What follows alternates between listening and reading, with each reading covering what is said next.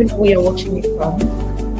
Let me join in, and then please share so that others can join. Let me know where you're watching. Oh, please just say hi. Hi. Doing well. Where you're watching me from. Let me join. Please invite others to join as well. Let them know we are having a Q&A session here. Oh, you're watching from Minnesota. That's good. Okay, what can I do when my ex files a false vow against me? Felicia, how did you know your ex has filed a vow claim against you? How did you know that? I'm curious to know how you got to know, because vow is supposed to be confidential.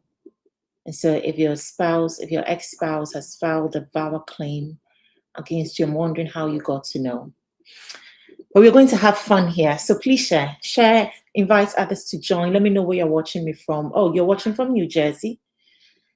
Great.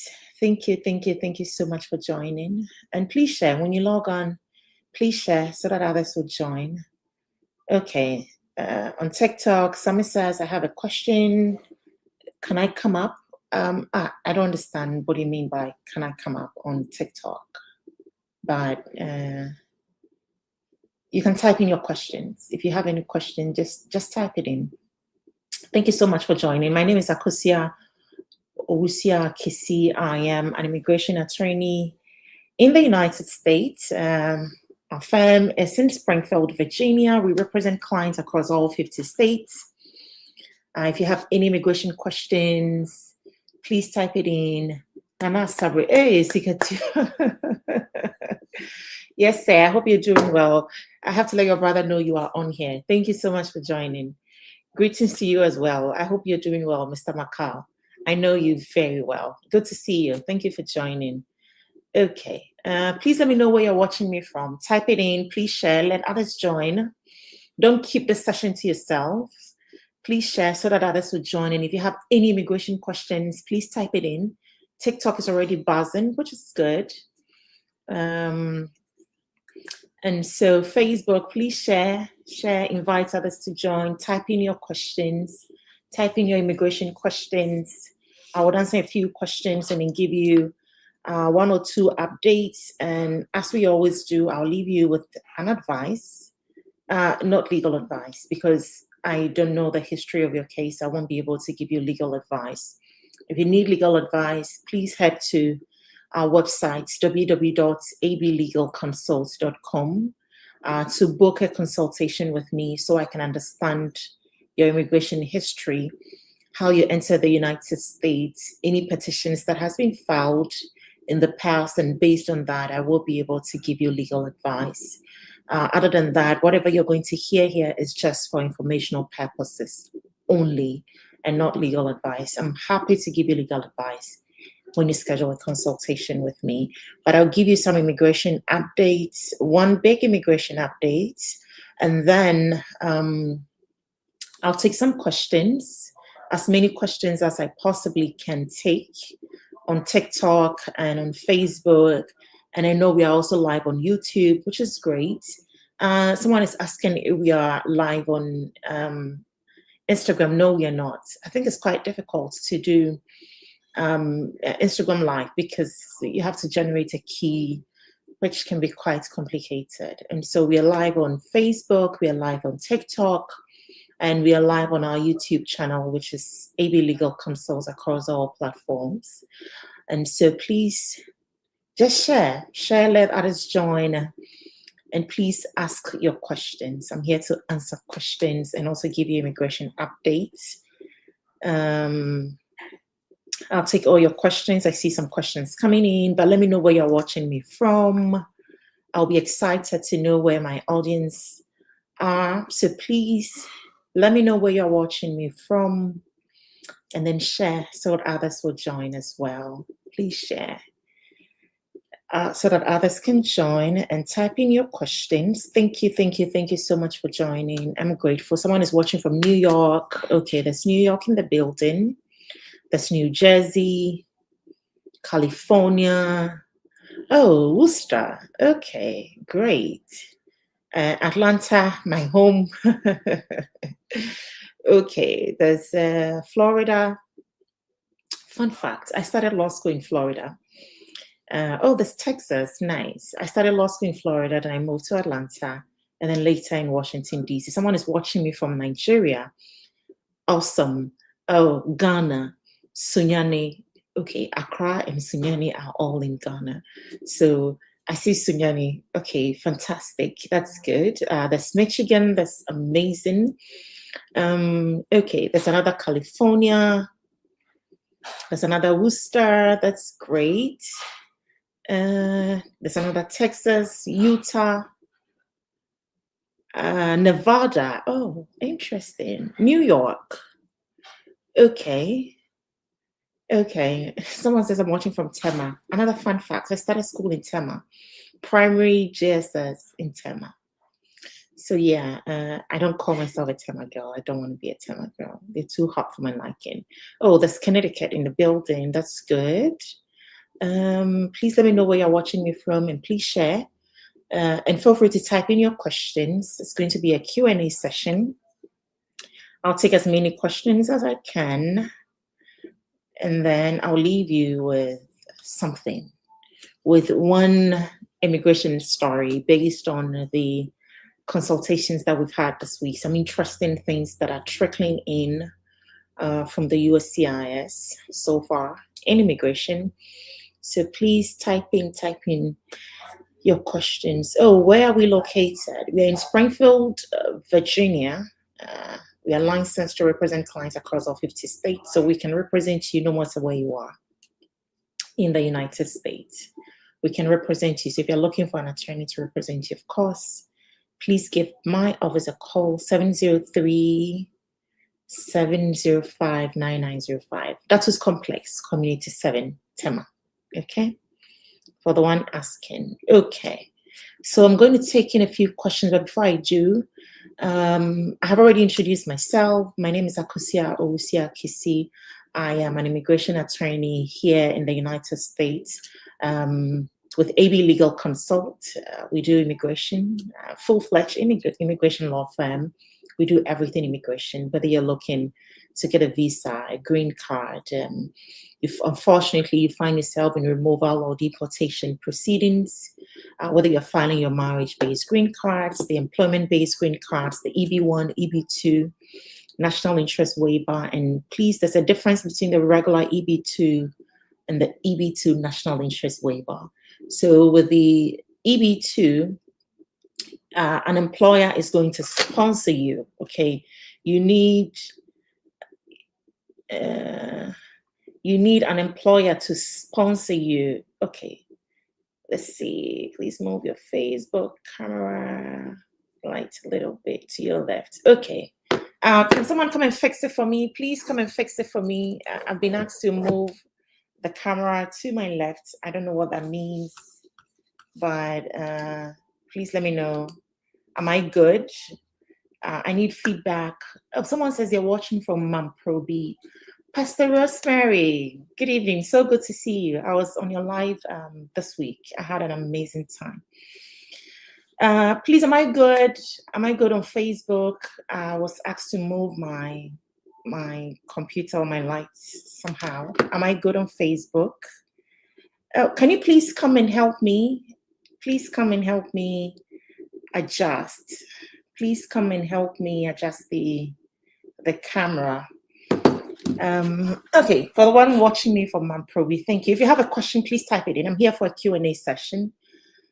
Please come and help me. I'm getting comments on my camera and in the position of my camera. So please come and help me fix it. This one.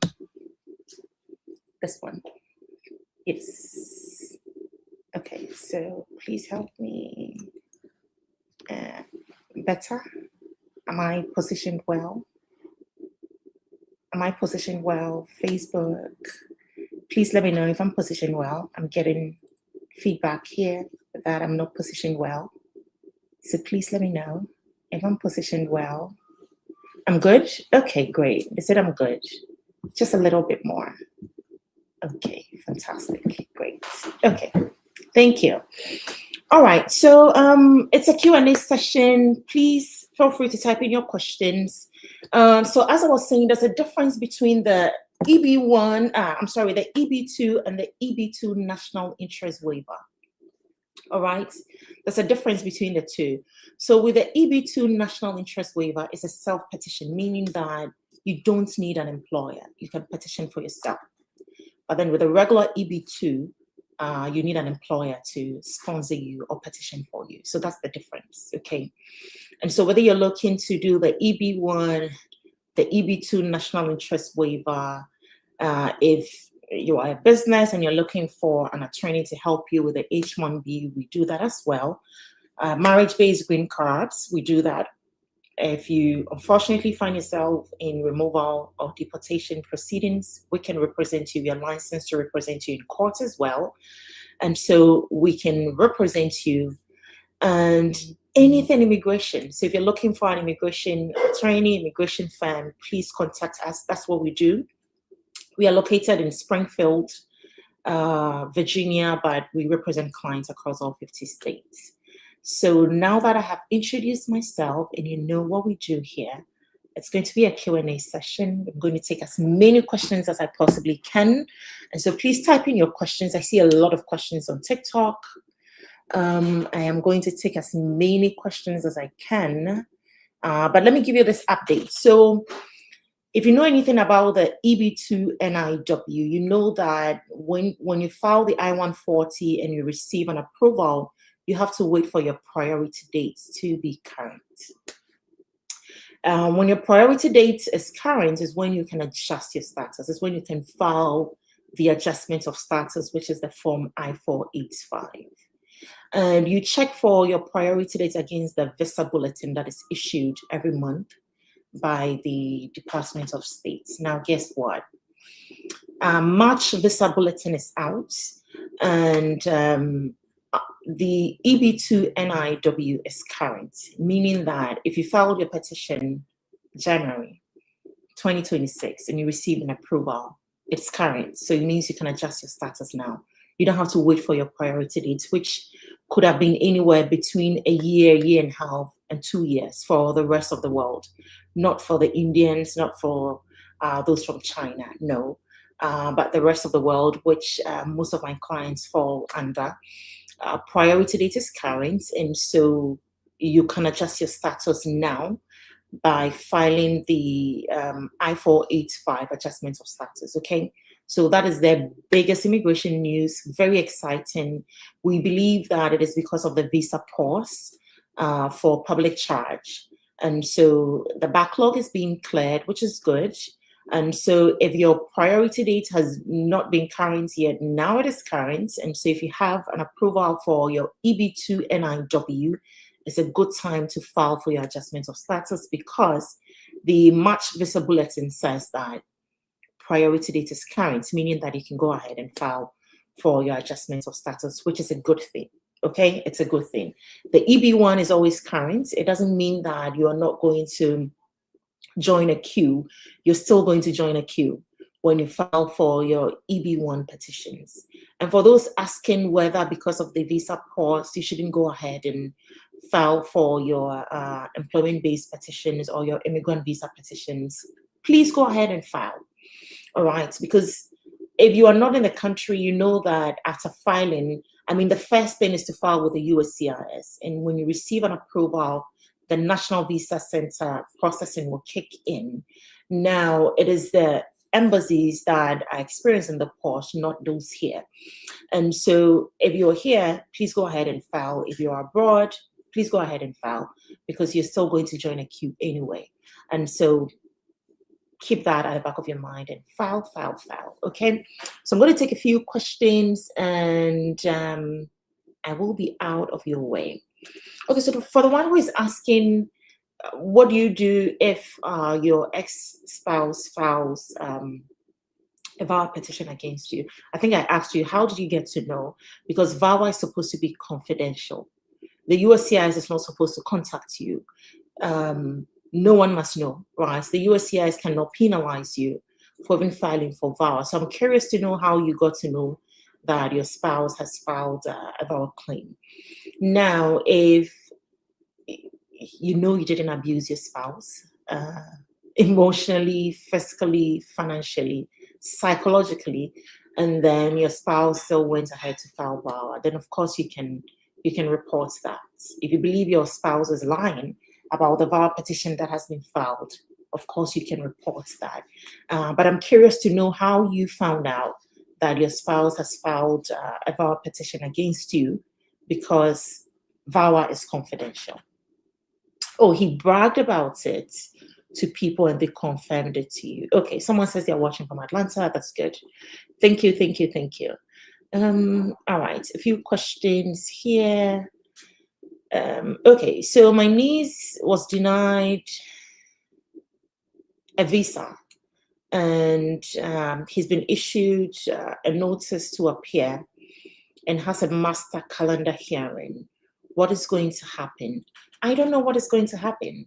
Okay, but I'm happy to walk you through what happens in a master calendar hearing. So the master calendar hearing, when you receive the notice to appear, which is a charging document, and that begins removal proceedings, you show up in court with your attorney, and the first hearing is going to be the master calendar hearing. In the master calendar hearing, the government is going to make the allegations, which is already documented in the notice to appear, which is the charging documents. So the judge is going to read that and then ask if you're going to designate a country of removal. I always decline to designate a country of removal, but of course the government is going to designate a country of removal for you, depending on where you come from. And then the judge is going to ask you what forms of relief you're going to file or what defenses you're going to file against the removal proceedings. And that is where you state them. And it can be cancellation, it can be asylum, it can be an adjustment of status. There are lots of defenses or relief that is available to people that are in removal proceedings. Now, when you receive a notice to appear, that is not the end. All right. When you receive a notice to appear in court, that is not the end. You can fight it out in court. Even when the judge orders you removed, you can appeal that decision. And so, is it fun to receive a notice to appear? No, it's not. But are there ways around it? Absolutely. So this is what is going to happen in the master calendar hearing. All right. If you need an attorney to represent you, please give my office a call at 703-705-9905. The number again is 703-705-9905, or simply head to our website to book a consultation with me so I can understand what the allegations are, and then we'll pick it from there. I want to talk about, whilst here, I want to talk about a consultation that I had last week or this week. I cannot remember. But very beautiful lady entered the United States on an F1 visa, and quickly put herself on the dating markets, got married to a US citizen, and then filed the marriage-based petition with the USCIS. Now, she was invited to attend an interview. She and her spouse did not attend the interview because one was not available. And most of the time when the applicants, right, the principal applicant is not there, which is the US citizen, is not available, most of the time the interview will not be conducted. And so in this case, the guy was not there. And so the lady rescheduled the interview. Now, the problem is that the guy was in jail at the time. And this lady filed the petition by herself. And so, of course, she didn't have an attorney to advise her. And so she didn't attend the interview. She requested that the interview be rescheduled. And I'm not sure what happened, but USCIS got to know that the principal applicant was in jail and conducted a series of investigation. Eventually, the petition was denied, and she decided to file for divorce, right? And so uncontested divorce was filed. And 2 years later, she got married to another US citizen, currently pregnant with a US citizen. And so this marriage is real. But based on the prior marriage, the first one, when the USCIS conducted the investigation, and they denied the petition, they the denial letter or notice basically stated that the marriage was fraud. So USCIS deemed that marriage, their prior marriage, to be fraudulent, meaning that she entered into that marriage for the sole purpose of immigration benefits, right? And so marriage was denied, petition was denied, and fast forward 2 years later, she falls in love with a US citizen, pregnant with this US citizen. And so this subsequent marriage, this second occurrence marriage is real.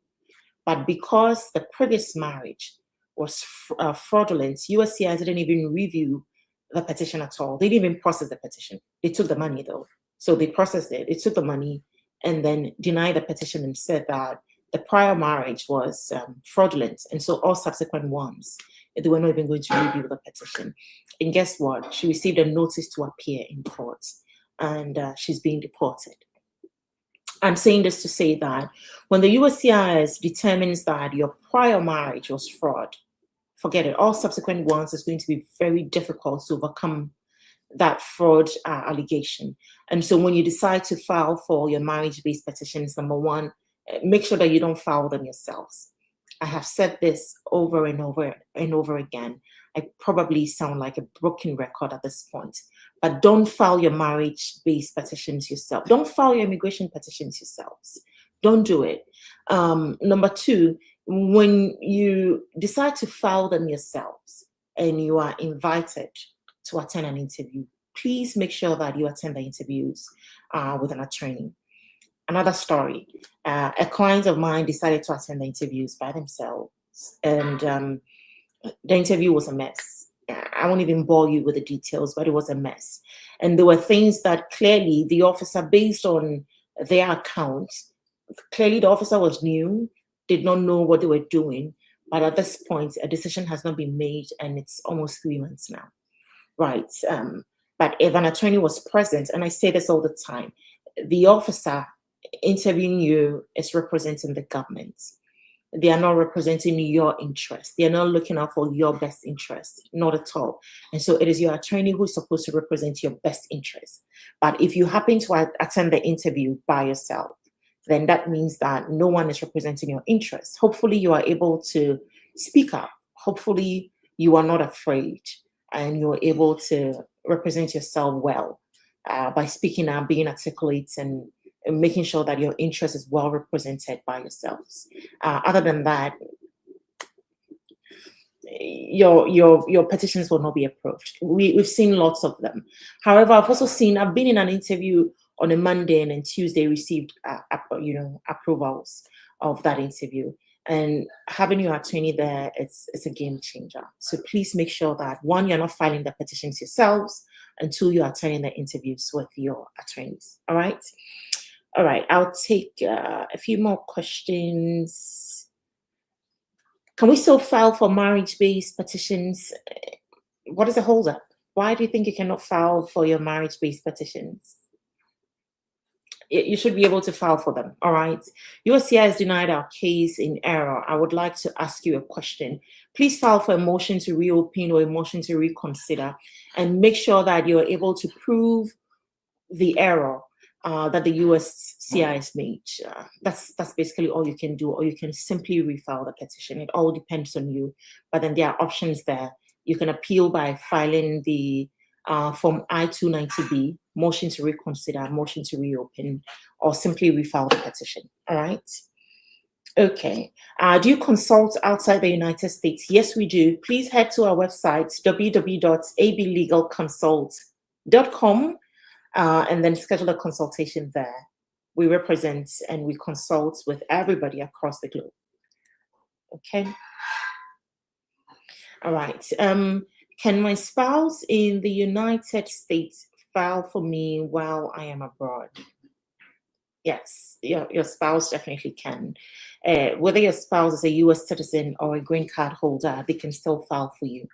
However, if your spouse is a green card holder, then after filing the I-130, you will have to wait for your date to become current, your priority date to become current. That can take a very long time. And so I'm not sure if there's going to be a holdup, but make sure that your spouses are US citizens. If they can become US citizens, because there's so many people that cannot become US citizens. But if your spouse can become a US citizen, get them to become US citizens, and then they can file for you. And this is the process. They're going to file the Form I-130 here in the United States with the USCIS. And once that is approved, and the I-130 is used to establish the relationship that you have, right? And so you need evidence to prove that your marriage is real, that your marriage is genuine, that your marriage is bona fide. Like, you need to prove that you are not entering, or you did not enter the marriage for the sole purpose of immigration benefits, right? And so there are evidence that you need to submit jointly. Now, I've had this question before, whether you still need to submit a joint lease because your spouse is here and you are abroad. Where do you live? Wherever you are.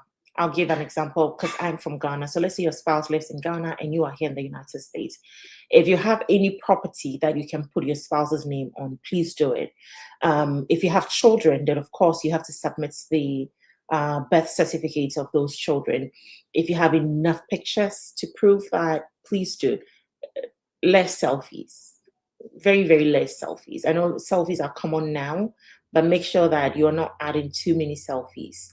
And then you should have friends and family that will serve as witnesses to prove that, yes, we know that they are married, they hold themselves out as a couple. And so they put letters together and then submit it. There are so many pieces of evidence that you can submit to prove that you're in a bona fide marriage, and you don't necessarily have to be here to do that. All right. So if you're looking for an attorney to help you file your petitions for your spouses abroad, please give my office a call. 703-705-9905. I'll be happy to assist you. Now, can you file adjustments of status when you are abroad? No. The Form I-485 are for people that are physically here in the United States. All right. If you're not here in the United States and your petition, your I-130 is approved, it will go to the National Visa Center, and the National Visa Center is going to process it. So you are going to go through the consular processing route. Okay, you cannot do adjustments. You're going to undergo the consular processing if you're not here. But if you're here in the United States, then you can adjust your status. All right, and the same is true for I-140 for the employment based. I-140 is processed here in the United States by the USCIS, and then the National Visa Center would process you through the consular processing. So if you're not physically present here, you undergo consular processing. If you're here, then you undergo the adjustment of status. Okay. Any other questions? Okay. Oh, for the one asking whether all is well with me, all is well. As you can see, I'm doing very well. Thank you. Thank you for asking. I'm not sure why you asked, but thank you for asking. I do appreciate that. Hey, Harry, I asked you to text me. If you texted me, you didn't add your name, so I didn't know it was you. Please text me so I can call you. I need to speak with you. And I've been trying to track you down for the last maybe a month or two now. So please, please, please text me, add your name, because for some reasons my number is out. Add your name, and then I would give you a call. All right. I look forward to hearing from you. Okay. Can I walk you through the EB2? Someone is asking if I can walk you through the EB2 NIW. Sure.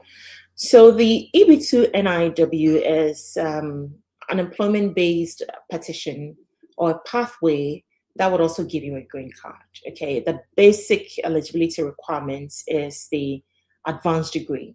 An advanced degree is a bachelor's degree plus 5 years of progressive work experience, or a master's degree, a PhD, not only a bachelor's. If you have a bachelor's degree, then you need at least 5 years of progressive work experience. And then master's degree, PhD, that qualify as an advanced degree. That is the basic eligibility requirements or criteria. Now, after you have met that, there are three main prongs that you need to establish. And not to sound legalese, you want to prove or establish that your work is going to impact the United States on a broader level. So the impact of your work goes beyond the four corners of where you work, or you don't only impact your employer. All right. So your work should impact the United States as a whole on a broader scale. Prong number 2 is that you are well positioned to advance a suddenly proposed endeavor. Now, what is a proposed endeavor? A proposed endeavor is what you intend to do. What do you intend to do in the United States? That is your proposed endeavor, not to sound legalese, okay? And so whatever your intentions are, whatever it is you want to do, for prong 2 or criteria number 2, you must be well positioned to advance that endeavor. How do you prove that you're well positioned? I'll give you an example. If you are a doctor and then you say that you're well positioned to advance a certain proposed endeavor in the law, then you are not well positioned at all. You don't have the required experience. You don't have the required expertise to advance that proposed endeavor. And so prong number 2 is that you're well positioned to advance whatever it is that you want to do in the United States. So being well positioned means that you have the required experience, you have the required skill sets and knowledge, and you have actually done that work before. And so you have a blueprint of what it is that you want to do. If you don't have a blueprint and you don't have any experience of that which you say you want to do, then you are not well positioned to advance that proposed endeavor. All right. And prong number 3, which is also very important, that on a whole, the USCI should approve your petition because, let's say, because you are amazing, right? Because you're great at what you do, and that undergoing the regular route, which is the labor certification, is not going to benefit you. And so it sounds very simple, but it is not. However, it becomes a bit more simple if you work with someone who knows exactly what you're doing, someone who has done it before, okay, someone who has that experience, an attorney who knows. I don't recommend that you work with a preparer. And I'm not trying to ruin anybody's work or job, but I have seen this happen too many times where people work with preparers and then things don't go well and you're scrambling around trying to find an attorney. If you come to me because you work with a preparer and you have received a terrible RFE, I'm not going to serve as your attorney. I want to start and end it. I'm not going to come in between, because once you submit a petition to the USCIS, you cannot undo it, as it were. All right. And I've seen this happen too many times. You submit petitions, certain pieces of evidence to the USCIS for your employment-based petitions, and then you receive an RFE, and now you're looking to submit additional evidence that is going to contradict whatever you sent before. That doesn't work. And if you send additional evidence that you recently received and expecting the USCIS to review that or add it to pieces of evidence that you submitted earlier, they are not going to do that. And so whatever additional evidence that you're going to submit to the USCIS, it has to predate when the petition was submitted, not after. And so I don't recommend that you work with preparers. I'm not saying preparers are not good, but they are not held to any standard, as it were, versus an attorney who is licensed and held to the Supreme Court of the states in which they were licensed. You can actually drag an attorney to court if you believe the attorney did not do a great job. And so I always recommend that you work with attorneys and not preparers. Right, so that is a summary of the EB2 NIW. Should you still apply for the EB2 NIW? It's actually a good time to apply.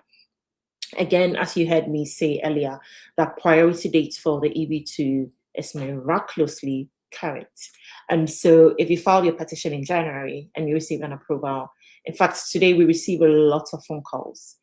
Personally, I got lots of messages on LinkedIn and in my email because people's priority dates have become current, and some of my clients' priority dates have become current, and so it's time for them to adjust. And it's not because their priority dates became current, but it's just because the March visa bulletin says that the EB2 NIW, the category 2 rest of the world, is current. And so please go ahead and adjust your status. Okay, it's a good time to file the EB2 NIW. Okay, should I reapply or appeal when my petition is denied? It depends. It depends. You can file for a motion to reopen, a motion to reconsider, or simply reapply. It all depends. So I won't be able to say yes or no. It depends on your circumstance. It depends on the petition that you filed. It depends on the basis of the denial decision. Not until I know all of that, I won't be able to say reapply or file a motion to reopen or a motion to reconsider. But I can advise you, if you book a consultation with me, so I can fully understand what is happening, the basis of the denial. I mean, what was filed, the basis of the denial, and then I can advise you on what the next steps is going to be. All right. After 34 years, I applied for myself. However, the interview went well. I passed and I got my green card. Okay, congratulations on that. You've been in this country for 34 years and you finally got your green card. Please eat a slice of cake. Okay, congratulations. I'm happy for you. I'm happy for you. Okay, I'll take a few more questions. Can I file my I-130? Some of the questions, I don't know how to answer them. Can you file an I-130? If you are married to a US citizen, you may file the I-130 if you're able to establish that your marriage is real. If your immediate family is a US citizen or a green card holder, you may file the I-130. But can you file? I don't know. But you may file if you're able to establish the relationship between you and the petitioner. All right. Some of the questions are tricky. It looks like you're trying to trick me. Where are we located? We are located in Springfield, Virginia, but we represent clients across all 50 states. If you're looking to schedule a consultation or retain us as your attorney or me as your attorney, please head to our website, ablegalconsult.com, to book a consultation with me, or simply call our office at 703-705-9905 from Monday to Friday, 9 a.m. to 5:30 p.m. Eastern Standard Time. That number is also on WhatsApp. Okay, so if you're not in the United States and you're still looking to retain us as attorneys, please contact us on that number, which has a WhatsApp presence as well, 703-705-9905. Okay, I'll take a few more questions. When will the pause be lifted? I don't know. I don't know when the pause will be lifted. Okay. I have a cousin in detention right now. How is she going to fight? Why was your cousin detained? Now, when you're put in detention facility, a few things can happen, right? The first thing that you want to do is to file for the bond redetermination hearing, where an immigration judge is going to listen to your case. Your attorney should be able to prove that you don't pose a threat to the community. That's number one. You are not a flight risk and you don't have any criminal records. And of course, you have family ties in the United States. These are the things or the factors that you have to prove to an immigration judge. We have been able to get some clients out of detention facility before. And today I had a consultation with a prospective client in Atlanta Detention Center, Stewart Detention Center. And we're looking to file for the bond redetermination hearing to get her out. And this is how she was arrested. She was driving in Atlanta. Her tag had expired. And so the police officer pulled her over for traffic violation and then sent her to jail and then called ICE because she had overstayed her visa for 8 solid years, 8 good years. undocumented here in the United States. She entered legally, but she overstayed her visa. And so I picked her up, and she's now in detention facility in Atlanta. She has no criminal records, not even one. She doesn't pose a threat to the United States. She has some ties, right? She has some ties here in the United States, and so we are going to represent her for her bond redetermination hearing, and that is what your cousin should do.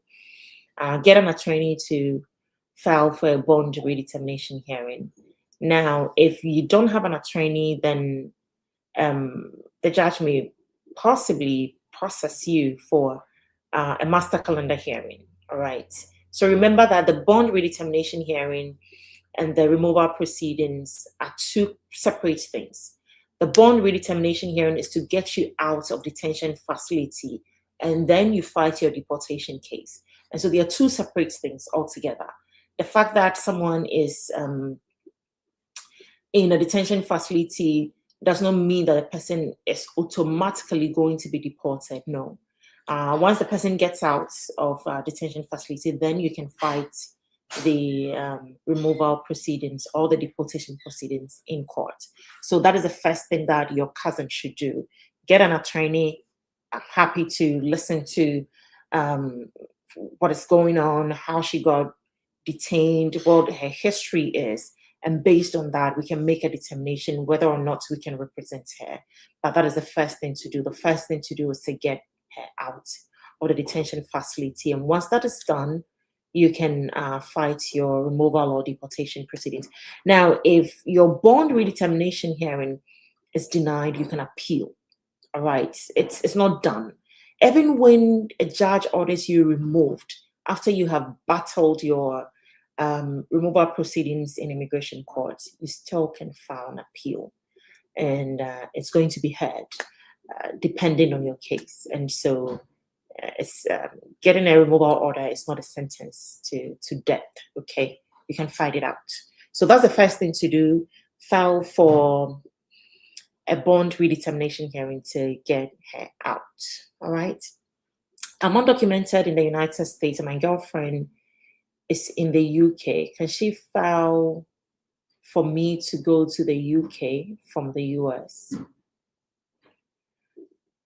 Why not? I'm wondering what is the holdup. But I want you to understand that if you're undocumented here, you enter the United States legally, you have overstayed your visa, and at this point you're undocumented. Once you leave the country, it's going to be very difficult for you to come back. Make sure you speak with an attorney to give you legal advice before you make a decision. The same is true for those that are looking to self-deport. Please make sure that you speak with an attorney to get an advice, a legal advice, before you decide to self-deport. But yes, if you're undocumented and you want your spouse to file for you in the UK, speak with an attorney. Please head to our website and book a consultation. I'm happy to listen to the history, your immigration history, and then I can advise you on what the next steps is going to be. 2 years ago, I had a client brilliant lady who was a teacher in Ghana, entered the United States on a J1 program. Once the program ended, she did not, go back for the 2-year residency abroad. She stayed here, overstayed, and then one day decides to pack and leave. When she got to the airport was when she called. Someone gave her my number, and then she called for legal advice. But at this point, I felt like her mind was made up. So before you decide to pack your bags and leave, especially if you have overstayed your visa, even if you had a 6 months entry and you have stayed here for 5 months, please make sure you speak with an attorney before you exit the country. It's not a time to gamble with your immigration pursuit, as it were. And so make sure that you speak with an attorney before you decide to finally pack and leave, especially if you have overstayed your visa. I'm happy to listen to your history and then give you legal advice. So please head to my website, www.ablegalconsult.com, and then book a consultation with me. And I will be able to give you legal advice after listening to your history. But for now, I won't be able to give you one. Okay. All right. What pieces of evidence do I need to establish that my marriage is genuine? Think about a joint lease, right? So hopefully you and your spouse cohabit. So a joint lease is number one. Lots of pictures to prove um, that you have a social life, that you hold yourselves out as a couple. So you're going to a grocery store, you're going to church, you're attending dinners, you're attending concerts, you're actually spending time holding yourselves out in public. Pictures of that.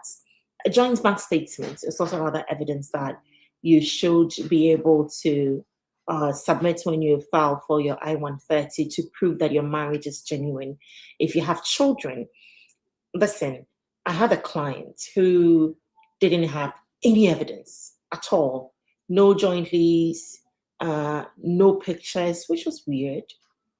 No pictures, no joint bank accounts. The only thing they had was they had a child. And they actually did a DNA that proved that the child was that of the man's, the US citizen's child. And that was the only evidence we submitted, and their petition was approved.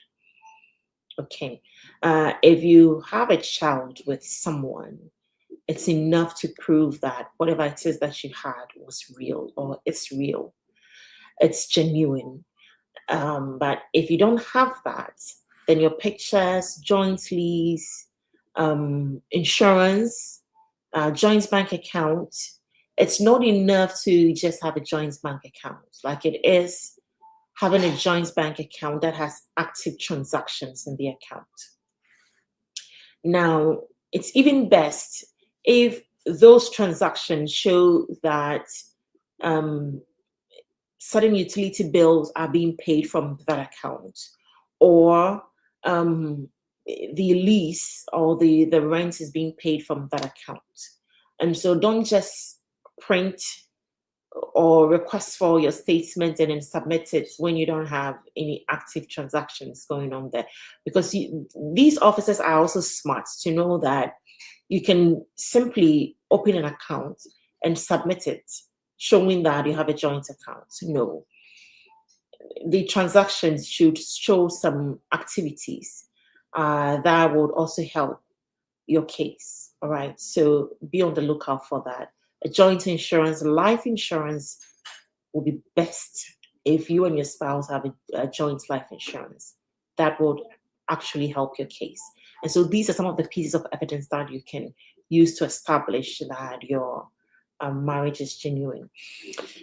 All right, another question. I just got my green card. Can I travel? Yes, you can. If it's necessary that you should travel, you must travel. Please, you can travel. As a green card holder, please don't overstay. Don't stay abroad for more than 6 months. I don't even recommend that you stay for 3 months, depending on whatever it is that you're going to do. If you intend to live abroad for more than 6 months, please make sure you speak with an attorney. They know what to do. I'm not going to give you everything, but speak with an attorney. They know exactly what to do if you're going to overstay or stay abroad for more than 6 months as a green card holder. What I am telling my clients is that if it's absolutely necessary that you travel, please do. If it's not, save yourself the stress, because there's a lot happening now. I recently consulted with a family whose their mother have been detained, and guess how old? The woman is 72 years old. 72. So these crop of officers are cold. I don't know why you would detain a 72-year-old woman, but I have a client who has been detained at age 72. And so if it's not necessary that you travel, please don't. If it is, by all means, please do. All right, I'll take a few more questions, and then I will be out of your way. Do you do EB1? Yes, we do EB1. Please head to Our website, www.ablegalconsults.com/EB1, or just head to the website. When you scroll all the way down, you're going to see EB1 check or EB1 form. Click that form, complete it, upload your CV, and then just submit it to us. We are going to review to determine your eligibility for the EB1 or the EB2 NIW, and we would reach out to you, get you to schedule a consultation with us, and we will discuss the next steps in there. When do you think the pause will be lifted? I don't know when the pause will be lifted, all right? When does the USCIS typically respond to N400 RFE? So typically, it should be 2 weeks, maximum 3 weeks. But also remember that there's always a backlog with the USCIS. And so if you have submitted a request if you have responded to a request for evidence and it is still pending after a month, my recommendation will be to contact the USCIS. If you filed by yourself, you have to call them. If you had an attorney file for you, your attorney knows what to do. Have your attorney call them. But there's a bit of delay. I've seen a bit of delay lately. But are petitions being approved? Absolutely. Petitions are being approved. Are they being approved faster? What I have seen, and I attended an interview maybe 2 weeks ago, and in a day, the green card was approved. I also had an N400 interview, and the client was asked to, attend the oath ceremony in a week. But I also have clients whose own are still pending. But what I have seen is that most of the time their answers were not good enough, right? Their answers left potholes or cracks in there. So if a USCIS officer asks you when you got married and you cannot remember, and which people were there to witness your marriage, and you are mentioning a different name, your spouse is mentioning a different name, I don't know why you should expect an approval in a day, in a week or two. At this point, the USCIS is going to conduct an investigation to make sure that your marriage is real. There are certain questions that you cannot miss. There are certain questions that you cannot miss. We prep our clients. When our clients retain us, before we attend the interviews with them, we have a two mock trial sessions with them where we take them through some of the most common questions that are asked. But for the last 7 months, for all the interviews that I have attended, they've been Stokes interviews. Previously, a Stokes interview will be conducted as a secondary interview when the USCIS suspects that your marriages are fraud or they are not real. Right, so they are going to separate both of you, and you'll be asked a series of questions. You all be asked the same questions, but at different times. But now all the interviews that are being conducted are Stokes interviews. That's what I'm seeing now. It looks like that's a new trend. And again, it's discretionary. And so when you walk in there and the USCIS officer says that I want to interview one, and so you wait for me, you cannot fight that. So make sure you go in prepared. If your decision for your green card is pending, it has not been made yet, and you have nothing to fear, I think you should just wait. But if it's delayed so long and you worked with an attorney, by all means, contact your attorney. We are starting to file, and we've done this recently, and we're still doing that. We are filing in notice to sue the USCIS for their delays, right? We had a couple of interviews that were cancelled without any reason, and we are issuing notices of intent to sue. And the USCIS is not going to deny a petition because you intend to sue them or because you are notifying them of your intentions. That is retaliation. They know better. They know that they are not going to deny your petition just because of that. If your petition is denied because you filed an intent to sue, then your petition was going to be denied already. It won't be because you've stated or declared your intentions to sue the USCIS. I'm happy to sue the USCIS any day. I've sued the USCIS before. So if you're looking to sue the USCIS because your petitions have delayed for a significant period of time, please give my office a call. 703-705-9905, and it's not going to be free. You have to pay. Okay.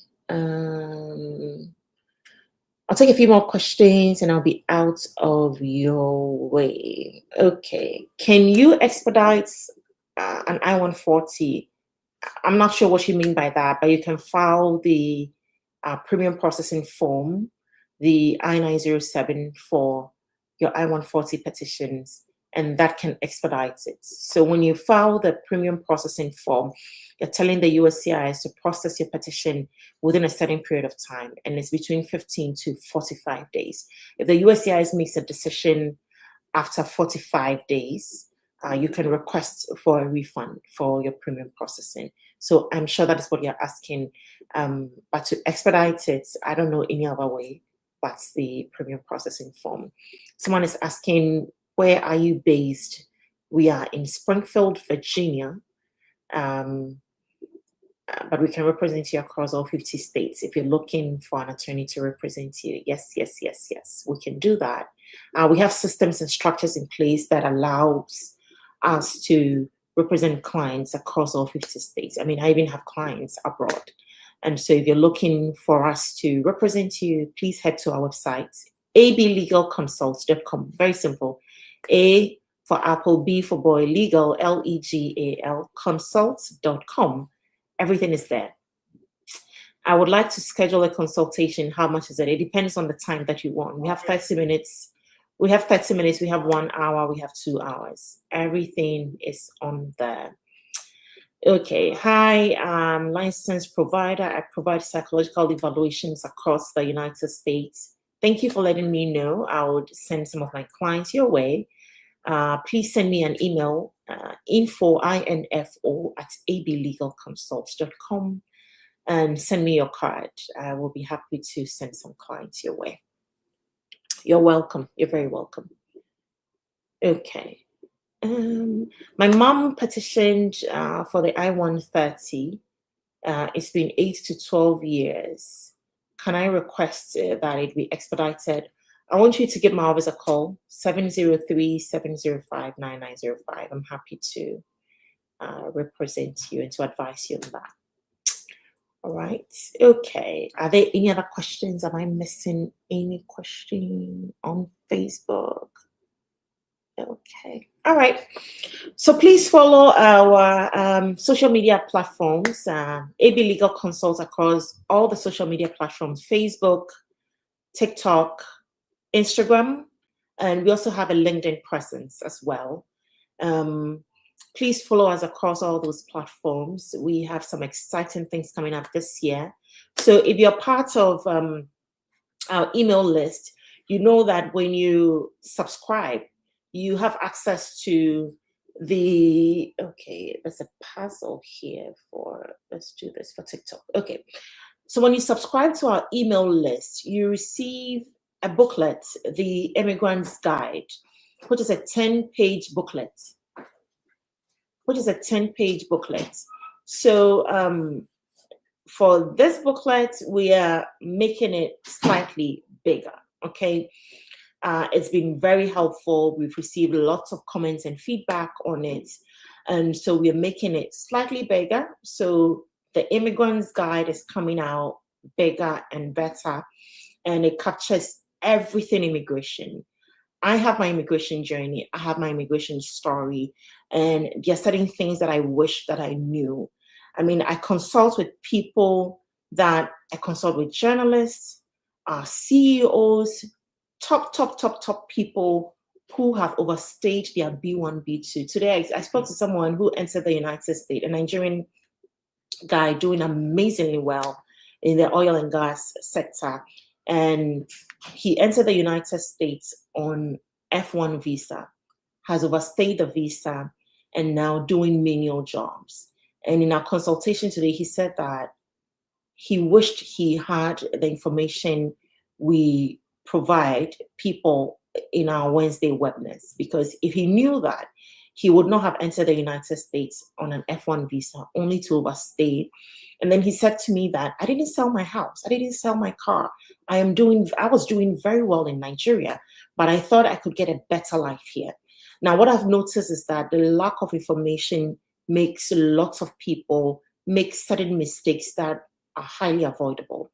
If you speak with an attorney and then make sure you have a plan and strategy in place, there's absolutely no way that you'll come here and struggle. You'll come here without a plan. It's always important to enter the United States with a plan. And so the little guide that we put together for those that have subscribed to our email list, they've given us lots of feedback. And so the Immigrant's Guide is now a book, okay? The Immigrant's Guide is now a book, which is going to be launched very, very, very soon. And so be on the lookout for that. And please keep an eye on our social media pages. Next week, Friday, we'll be here. But on Wednesday, we are about to change the time for our Wednesday webinar to a Saturday, because most of our people are unable to join on Wednesdays. And so we'll be moving that on Saturday. Please keep an eye on our pages for more updates coming. If you're looking for an attorney to represent you for all your immigration needs, please give my office a call at 703-705-9905. Or just head to our website and book a consultation with me, and I'll be happy to represent you and your immigration pursuit. All right. My name is Akosi Owusu-Akisi. I'm the founder and principal attorney at AB Legal Consults, located in Springfield, Virginia. We represent clients across all 50 states in the globe. And so please feel free to give us a call if you need an immigration attorney. And have a good night. I'll see you on Wednesday. If you are in our webinars on Wednesdays, I'll see you on Friday as well. Good night. And thank you so much for joining.